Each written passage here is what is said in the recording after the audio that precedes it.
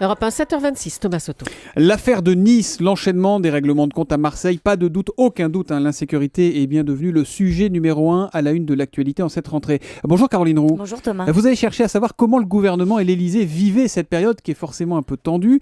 Et d'après les infos que vous avez récoltées, c'est peu de dire qu'au sommet de l'État, on ne prend pas les choses à la légère, on surveille cette succession de faits divers comme le lait sur le feu. Oui, c'est ça, la prise de conscience ne date pas de l'affaire du bijoutier de Nice. L'urgence d'organiser un grand discours du président sur la sécurité et l'autorité avait été actée, je ne sais pas si vous vous en souvenez Thomas, dès la rentrée, on en avait parlé ici même. Exactement. Les signaux d'alerte qui arrivent à l'Élysée ne manquent pas, les mises en garde naturellement des élus, inquiets sur la flambée de cambriolage avant les municipales, les indicateurs de la place Beauvau qui confirment une augmentation de la violence aux personnes, comme c'est le cas depuis plusieurs années, des éléments objectifs, mais aussi le retour d'un phénomène plus difficile à manier et plus inquiétant, le sentiment d'insécurité.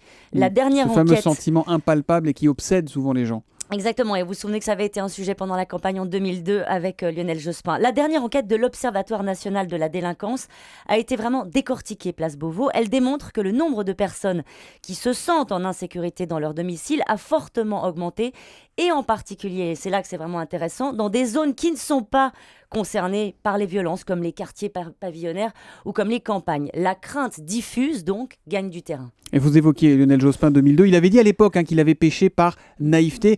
Comment François Hollande, qui a été très marqué par 2002, va répondre cette fois-ci à l'urgence pour éviter de passer à côté ? La réponse, c'est pas de précipitation, pas de déplacement par exemple du chef de l'État sur le terrain. L'affaire est trop complexe, c'est ce qu'on m'explique à l'Élysée. C'est pas comme à Échirolles, vous vous souvenez, avec la mort de 2 jeunes. François Hollande s'était rendu à cette époque sur le terrain. À Nice, la victime est aussi le coupable. L'Élysée s'en remet donc à celui qui est considéré comme un bouclier, Manuel Valls, envoyé au front pour transformer d'une certaine manière les faits divers en volonté politique. D'un coup, sa popularité, son activisme ne sont plus encombrants, voyez, pour personne. Comme il le souhaitait, Manuel Valls, la réforme pénale sera même examinée après les municipales. La preuve qu'un débat mal maîtrisé sur la gauche laxiste inquiète aussi au sommet de l'État. On laisse passer les échéances, c'est plus prudent. Caroline, évidemment, voir la lutte contre l'insécurité redevenir une priorité, on se dit comme ça instinctivement que c'est pas une très très bonne nouvelle pour la gauche quand même. Non, car sur ce terrain-là, la gauche joue toujours à l'extérieur. On la soupçonnera toujours, à tort ou à raison d'ailleurs, d'un défaut d'autorité. Non, car on l'a vu, toute la gauche ne parle pas encore le langage de fermeté d'un Manuel Valls. C'est un paradoxe. La sécurité, c'est à la fois pour le gouvernement une priorité, mais aussi un talon d'Achille. Les infos politiques de Caroline Roux tous les matins à 7h25 sur Europe 1.